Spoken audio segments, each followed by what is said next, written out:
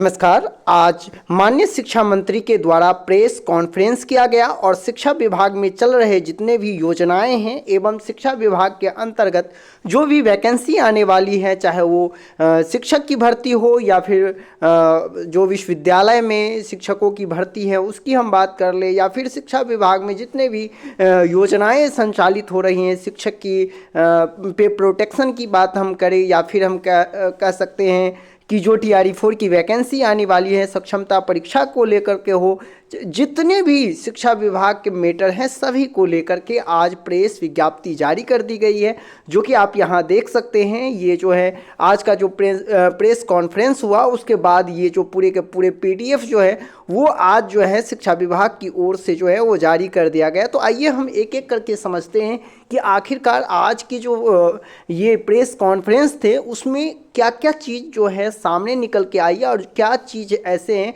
जो आपको जानना काफ़ी इम्पोर्टेंट है। तो सबसे पहले जो है आपको जानकारी के लिए बता दें, शिक्षा बजट की बात करें तो जो 2005 और 2025 से इसका कंपेयर किया गया है और बताया गया है कि पहले जो 4,341 करोड़ शिक्षा पर बजट था वो अब बढ़ करके 72,652 करोड़ के आसपास जो है इनका बजट हो गया। तो कहीं ना कहीं शिक्षा का जो बजट है वो बढ़ाने की किस तरह से बढ़ा है उनकी बात की गई। वही आपको बता दें कि प्रत्येक प्रखंड में आदर्श विद्यालय की स्थापना करने की बात की गई है, प्रत्येक प्रखंड में डिग्री कॉलेज खोलने की बात की गई। अब देखिए, स्वाभाविक सी बात है, जब प्रत्येक प्रखंड में डिग्री कॉलेज होगा तो उस डिग्री कॉलेज को चलाने के लिए उनमें शिक्षकों की आवश्यकता होगी, उनमें जो है जो लेक्चरर हैं उनकी वैकेंसी आएगी। तो निश्चित तौर पर जो है यहाँ भी वैकेंसी आपको आगे आने वाले सब में इस विभाग में भी आपको वैकेंसी देखने को मिलेगा। आपको पता ही होगा कि नए उच्च शिक्षा विभाग का गठन कर लिया गया है और उन सभी चीज़ों को अब जो उच्च शिक्षा विभाग हैं वही देखरेख करेंगे और वो जो सामान्य शिक्षा विभाग हैं उससे वो अलग एक विभाग बना दिया गया। नियुक्ति की बात कर ले तो विभाग का कहना है कि हम विद्यालय अध्यापक की नियुक्ति किए हैं और वो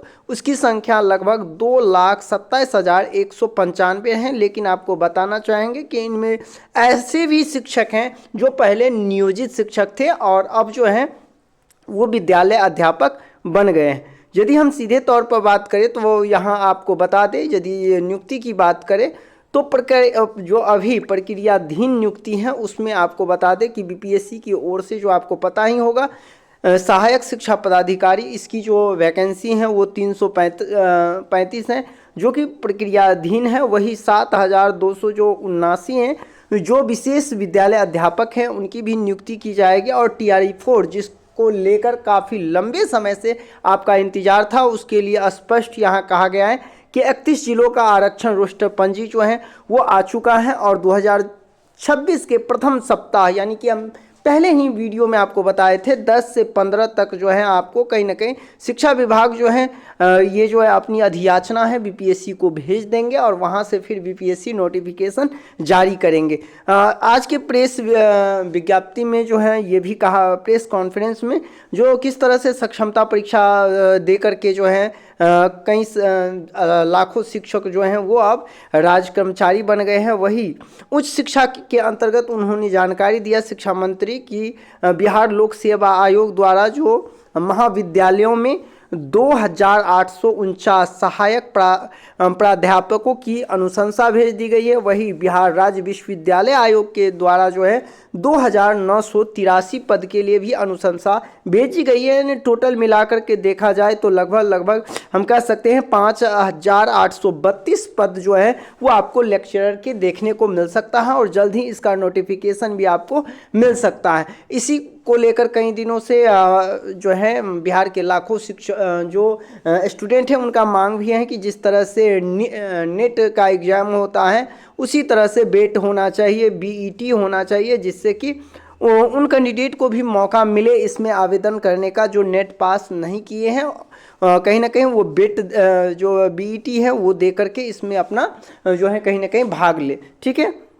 यदि देखा जाए तो और भी बहुत सारी चीज़ों पर जिक्र किया है पहले की शिक्षा जो है जो साक्षरता रेशियो था क्या था उस पर भी बात किए हैं। शिक्षक की ट्रेनिंग से रिलेटेड जो किस तरह से प्रत्येक वर्ष सभी शिक्षकों को ट्रेनिंग दिया जा रहा है, मिड डे मील से रिलेटेड भी बात की गई। बहुत सारे ऐसे बात किए जो मुख्य चीज़ों का हम इस वीडियो में जिक्र कर रहे हैं। पे प्रोटेक्शन जो शिक्षकों का दिया गया है उसका भी इसमें जिक्र है कि शिक्षा विभाग के अंतर्गत किन किन कर्मचारी का मानदेय में वृद्धि हुआ है उनका भी डिटेल्स आप देख सकते हैं। किस तरह से जैसे जैसे वेतन बढ़ा है जिन जिन कर्मचारियों का उनका भी यहाँ दिया गया है। यदि शिक्षकों की स्थानांतरण की हम बात करें तो स्पष्ट कहा गया है कि पहले भी बहुत सारे शिक्षकों का स्थानांतरण जो इस शिक्षा कोष के माध्यम से हो चुका है और अभी जो है 21,307 ऐसे शिक्षक हैं जिनका प्रखंड का आवंटन कर दिया गया है। शेष का जो है वो किया जा रहा है। प्रखंड आवंटन के उपरांत ही उनको विद्यालय का आवंटन होगा जिसकी निर्धारित तिथि जो है दिसंबर तक ही थी, लेकिन अभी तक जो है अब देखना होगा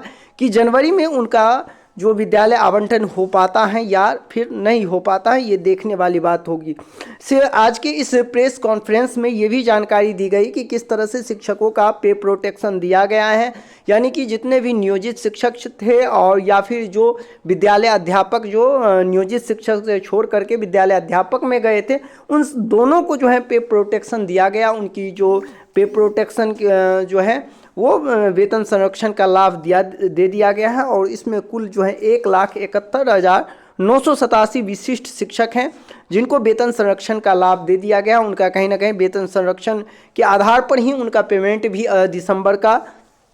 होने वाला है, ठीक है, या फिर नवंबर का पेमेंट हुआ होगा, ठीक है। इसके बाद यहाँ जिक्र किया गया है कि किस तरह से विशिष्ट शिक्षक और विद्यालय अध्यापक के पद पर जो प्रोन्नति हेतु